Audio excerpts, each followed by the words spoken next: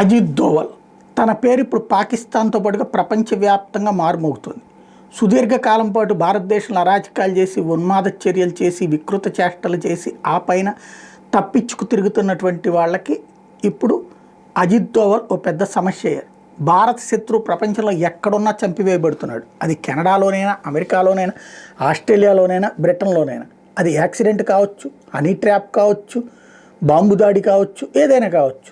నిందితులు ఎక్కడో ఎవడో దొరుకుతాడు, 100లో 1. మిగతా దాంట్లో గుర్తు తెలియని వ్యక్తుల చేతుల్లోనే ప్రాణాలు కోల్పోతున్నారు. ఎస్పెషల్లీ పాకిస్తాన్లో ఉన్న ఉగ్ర నేతలందరూ. ఈ ఆపరేషన్ అంతా అజిత్ దోవలే అన్నటువంటి కడుపు మంటతో ఉన్నటువంటి పాకిస్తాన్ ఓ పక్కన అమెరికాతో ఆక్రోశం వెలిబుచ్చుతుంటే, కరెక్ట్గా ఇదే సమయంలో అజిత్ దోవల్ అమెరికాకి వెళ్ళి కూర్చున్నారు. అమెరికాలో ఉన్నటువంటి అమెరికా నుంచి వచ్చినటువంటి తులసి గబాడ్తో మీటింగ్ అవ్వడం అన్నటువంటిది చాలా కీలకమైనటువంటిది. ఆమె అక్కడ స్పై హెడ్, ఇక్కడ ఈయన స్పై హెడ్, ఇద్దరూ కూడా భేటీ కావడం ద్వారా నెక్స్ట్ ఏదైతే ఖలిస్తానీ తీవ్రవాద నిరోధం విషయంలో, అట్లాగే మరికొన్ని ఈశాన్య రాష్ట్రాలు తీవ్రవాదం నిరుపుతా మయన్మార్ వాళ్ళు అనేక మంది విదేశాల్లో ఉంటున్నారు.